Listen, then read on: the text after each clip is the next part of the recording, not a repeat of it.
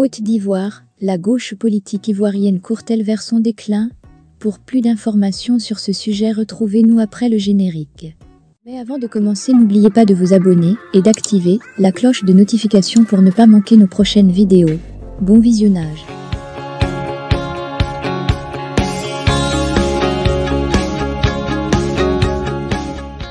Seulement 0,2 sièges remportés aux élections municipales et aucun au niveau régional, notamment par le Parti des peuples africains Côte d'Ivoire, de l'ancien président ivoirien, Laurent Gbagbo. Nous assistons au déclin de la gauche. Les autres formations politiques, notamment le Front populaire ivoirien, FPI, de Pascal Afine-Guessant, et le mouvement des générations des capables, de Simone Yves Gbagbo, n'ont pu faire mieux. Aucun siège remporté malgré la centaine de candidatures présentées. Cette débâcle fait croire, selon le politologue et essayiste ivoirien, Geoffroy Kwaou, à un déclin en perspective de la gauche ivoirienne. Le Parti des peuples africains, Côte d'Ivoire, PPACT, de Laurent Gbagbo a fait un score extrêmement faible. Les partis de gauche sont en déclin, en voie de disparition. Le Parti des peuples africains, Côte d'Ivoire, PPACT, de Laurent Gbagbo a fait un score extrêmement faible.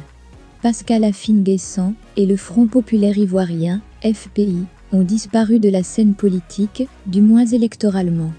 Le MGC, le mouvement des générations capables, de Simone Gbagbo n'a pas d'élu. Nous assistons au déclin de la gauche politique ivoirienne, analyse-t-il sur RFI. La gauche ivoirienne, faut-il le souligner, a perdu de sa vitalité depuis la chute du régime des refondateurs, en avril 2011. Entre querelles intestines et guéguerres pour le contrôle de l'appareil politique, le parti a semble-t-il abandonné le terrain politique pendant plus de 10 ans au profit de ses adversaires, qui en ont largement profité. Le retour tant attendu au bercail de l'ancien président ivoirien, Laurent Gbagbo, après son acquittement à la Cour pénale internationale, CPI, le 21 juin 2021, pour une réunification du bloc de la gauche, a plutôt entériné la dislocation du bloc de la gauche ivoirienne. Je pense que le PPACT doit rajuster sa stratégie politique et revoir sa rhétorique politique parce que, quand vous perdez une commune emblématique comme Yopougon, qui est appelée Yopougon de Laurent Gbagbo, cela veut dire que politiquement, il y a quelque chose qui n'a pas marché. Avec la création du Parti des peuples africains Côte d'Ivoire, PPACT, comme nouvel instrument politique de lutte, les résultats obtenus ont été largement en deçà de ceux espérés. Charles Blé Goudé, Simone Yves Gbagbo et autres Pascal Afine-Guessant se retrouvent contraints de prendre en main leur avenir politique. Je pense que le PPACT doit rajuster sa stratégie politique et revoir sa rhétorique politique parce que, quand vous perdez une commune emblématique comme Yopougon, qui est appelée Yopougon de Laurent Gbagbo, cela veut dire que politiquement, il y a quelque chose qui n'a pas marché, fait remarquer Geoffroy Kwaou. Nous attendions tous de voir si le PPACT avait encore cette implantation.